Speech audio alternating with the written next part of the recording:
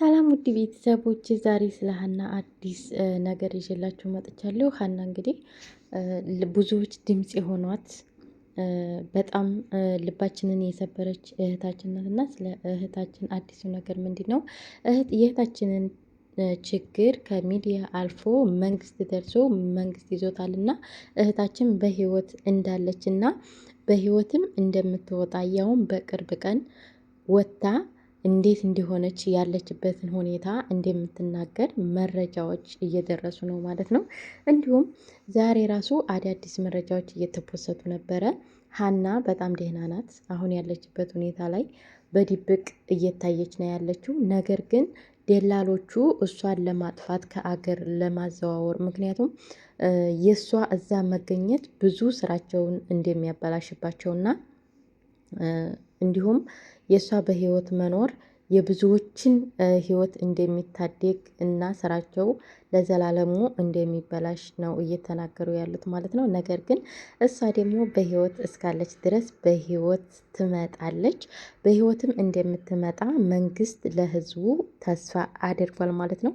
ምክንያቱም በህይወት አለች፣ የተረጋገጠ ነገር ነው። ከአሁን በኋላ ምንም ይፈጠር ምን ሀና የት ናት ብላችሁ ሚዲያ ላይ ጥያቄ እንዳታመጡ። ምክንያቱም እኛ በህግ ይዘነዋል እና በህግ ጨርሰን እህታችሁን ይፋ እስከምናወጣላችሁ ድረስ ታገሱን ብለው አዲስ መረጃ አውጥተዋል ማለት ነው። እንግዲህ እህታችን ሀና ከ7 ዓመት በፊት ወደ ሳውዲ አረቢያ ወደ ስደት ያመራች እህታችን ቤተሰቧንና ራሷን ለመቀየር የተሰደደች እህታችን ናት። እንግዲህ በዛ መሀል ደግሞ ከ7 ዓመት ቆይታ በኋላ የራሷን የግሏን ስራ ለመስራት በማሰቧ ያንን የራሷን የግል ስራ ስትሰራ ደግሞ ግዴታ ህጋዊ መሆን ያስፈልጋታል። ህጋዊ አልነበረችም። ስራዋን እየሰራች እያለች ዛሬ ተያዝኩ ነገ ተያዝኩ እያለች እየተሰቀቀች በጣም በስቃቄ እየሰራች ነበር እና ያለው ለምን እንደዚህ ሁልጊዜ ከምሰቀቅ ሁልጊዜ እኔም ተሳቅቄ ስራዬም ተሚስተጓጎልብኝ ለምን አላወጣም፣ ለምን ህጋዊ አልሆንም፣ ለምን መኖሪያ ፍቃድ አላወጣም ብላ በማሰብ ከተለያዩ ጓደኞቿ ጋር በመደዋወል በይመን በዛ ባስከፊው መንገድ እንኳን አይደለም ለሴት ለወንድ በሚያስፈራበት መንገድ አቋርጣ መንገድ ጀምራለች። አቋርጣ መንገድ በጀመረችበት ጊዜ በሳውዲና በየመን ድንበር ያሉ የሰው ነፍስ ሰዎች ሳይሞቱ በነፍሳቸው የሚጫወቱ እነሱ ይሄን ነገር ያላለፉት የሚመስሉ በጣም ጨካኞች፣ ጨካኝ የሚል ቃላት የማይገልጻቸው ደላሎች እጅ በመግባቷ ብዙ ኢንፎርሜሽን የሚወጣው መጀመሪያም ይወዳት ነበርና እምቢ ስላለችው ያንን ለመበቀል ነው የሚባልም ወሬ አለ። ብዙ የተለያዩ ወሬዎች አሉ። ነገር ግን ያ ወሬ እንዳለ ሆኖ ልጅቷ ታፍናለች። ታፍና እዛ ጋር በቀረችበት ጊዜ ሞታለች ተብሎ ለቤተሰብ ሲነገር አሳማኝ መረጃ አልነበረም። ወደ ሚዲያ መጣ። ወደ ሚዲያ ከመጣ በኋላ ደግሞ ሚዲያ ላይ ብዙ እህት ወንድሞቻችን ለስደተኞች የሚደርሱ ከራሳቸው አስበልጠው ለሰው የሚያስቡ እህት ወንድሞቻችን ነበሩና እነዛ ፍትህ በመጠየቃቸው በእሷ ምክንያት ከሀገር የተባረሩ አሉ፣ እስር ቤት የገቡ አሉ፣ ብዙ ነገር የደረሰባቸው ሰዎች አሉ። ነገር ግን ያ ሁሉ ነገር አይበግራቸው ብሎ ከሚዲያ አሳልፈው ወደ ህግ በማድረስ አሁን ላይ ደግሞ በህግ ቁጥጥር ስር እየተፈለገች እና ደህንነቷ በህግ ቁጥጥር ስር እንዳለ መንግስት ይፋ አድርጓል። መንግስት ስላችሁ ያኔ በቃ ህግ የያዘው ነገር በመንግስት ጋር እየደረሰ ነገር ስለሆነ ነው እንደዚህ ልላችሁ የበቃሁት ማለት ነው። እና ብዙ ጊዜ አሁን ላይ በእሷ የተነሳ የመን ላይ የታሰሩ የተጨቆኑ እያለቀሱ ቤተሰቦቻቸው የናፈቋቸው ብዙ እህቶቻችን በእሷ የተነሳ ቤታቸው እየተቃጠለባቸው የደላሎች ቤት እየተቃጠለ ማለት ነው። ይሄ ኬማ የሚባል የሆነ ጎጆ በሸራ ምናምን የሰሩት ያንን እያቃጠሉባቸው ፖሊሶች ብዙ እህቶቻችን ወደ ቤተሰቦቻቸው እየተደበለቁ ነው ያሉት። አሁን ላይ እሷ ተገኘችም አልተገኘችም በሷ ምክንያት ብዙ እህቶች ህይወታቸው ስለተረፈ በጣም በጣም በጣም እኔ እንጃ በቃ ከምላችሁ ከቃላት በላይ ነው ማለት ነው። አሁን ላይ የህዝቡ ደስታ እነዛ የተጨቆኑ እህቶች እንባ ዛሬ ላይ በቃ ብሎ በእሷ ምክንያት እሷን ምክንያት አድርጎ እንግዲህ ብዙ እህቶቻችን በዛ ጋር ሄደው የጠፋሉ። ብዙ እህቶቻችን እያስረገዟቸው ሊወልዱ ሲሉ ሲታመሙባቸው ወደ ኢትዮጵያ የላኳቸው እህቶች አሉ። ነገር ግን እሷ በዚች በትንሽ ነገር ሚዲያ ላይ ስለምትታወቅ ያንንም ያን ያህል የገነን አይደለም የምትታወቀው። ነገር ግን በሚዲያ ላይ መታወቅ አንዳንድ ጊዜ ለዚህ ነገር ይጠቅማል። እህታችን የእውነት ከአሁን በኋላ በህይወትም መጣችም አልመጣችም በእሷ ስም ግን ብዙ ብዙ ብዙ በሺዎች የሚቆጠሩ እህቶች ተርፈዋል።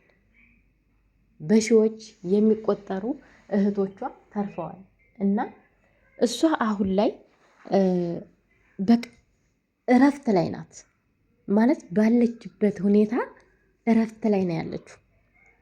የደስታ እረፍት ታውቃላችሁ። በእናንተ የተነሳ የብዙ እንባ ሲታበስ እሷም እስካሁን ድረስ ከቤተሰብ ጋር ያልተደበለቀችው ከህዝቡ ጋር አለሁ ብላ ይፋ ያልወጣችው ሙታለች ስላል እሷን አናወጣም እያሉ ከቦታ ቦታ እያዘዋወሩ እየደበቋት ነው። ነገር ግን ከህግ ማንም ሊያመልጥ አይችልም። ከህዝብ ማንም ሊያመልጥ አይችልም። ህዝብ ማለት የሆነ ምን ልበላችሁ፣ ህዝብ ማለት አገር ናት። አገር ማለት ህዝብ ነው። ስለዚህ አገሩን ክዶ ህዝቡን ክዶ ለአንድ ነፍስ ብሎ ይሄን ሁሉ ህብረተሰብ ክዶ የት ሀገር ሊኖር ነው? ከማን ጋር ሊኖር ነው? እና ያው ብዙ ጊዜ በሚዲያ ላይ እየተዘዋወረ ያለ እዚህ ቦታ ደረስን እዚህ ቦታ ደረስን እያሉ መረጃ እያወጡ ነበረ። ያ መረጃ በወጣበት ሰዓት ደግሞ ልጅቷ ልትገኝ አልቻለችም። ከቦታ ቦታ እያዘዋወሯት ነው ያሉት። ስለዚህ ዝም ብለን ምንም ነገር ድምፅ ሳናወጣ እህታችንን እናገኛት ብሎ መንግስት ስለተደመደመ ወይም ስለታሰበበት ብዙ እህቶቻችንና ወንድሞቻችን ግሩፕ ከፍተው በዛ በግሩፕ እያወሩ ስለሆነ የውጭ ጉዳይ ሚኒስተርም እዚህ ስራ ውስጥ ስለገባበት እህታችን በቅርብ ቀን አለው። ህዝቤ ሆይ በጣም አርጌ ነው የማመሰግነው። ለእኔ ብላችሁ እንቅልፋችሁን አታችኋል፣ ለእኔ ብላችሁ ህይወታችሁን ሰውታችኋል ብላ ህዝቡን የምታመሰግንበት ቀን ቅርብ ነው። እናንተ ግን በሰው ነፍስ ላይ እየተጫወታችሁ ያላችሁት ሴት ልጅ ወልዶህ ከሴት ተወልዴህ ሴት ልጅ አግብተህ እየኖርክ ሴት ልጅ እያለችህ ሴት እህት እያለችህ በሰው ነፍስ የምትጫወት አረመኔ ደላላ፣ ለገንዘብ ራሳችሁን የሸጣችሁ ደላሎች፣ የእናንተ ነፍስ በዓለማዊም አትደሰቱ፣ ሞታችሁም ያው እሳት ናችሁ እናንተ። ምክንያቱም በሰው ነፍስ ነው ጥባ ጥቤ እየተጫወታችሁ ያላችሁት። ቆይ አንተ ሴት ልጅ አይደለች ወልዳ ያሳደገችህ? አንተ አግብተህ አቅፋሃት የምትኖረው ሴት ልጅ እኮ ናት። የምትወልድልህ ሴት ልጅ ያች ልጅህ የሃናን ሰቆቃ ቢደርስባት ምን ያህል ያመሃል? እንደፈለግ ለፈለግከው ስትፈልግ ለስሜትህ፣ ስትፈልግ ለስራ፣ ስትፈልግ ለተለያየ ነገር እየተጠቀምክ እህቶቻችንን የተጫወክባቸው ደላሎች አንድ አይደላችሁም፣ ብዙ ናችሁ። የትም ሀገር ደላላ የሚባል ፍጡር ነፍሰ በላ ማለት ነው። እናንተ የስራችሁን ታገኛላችሁ፣ የስራችሁን ታገኛላችሁ።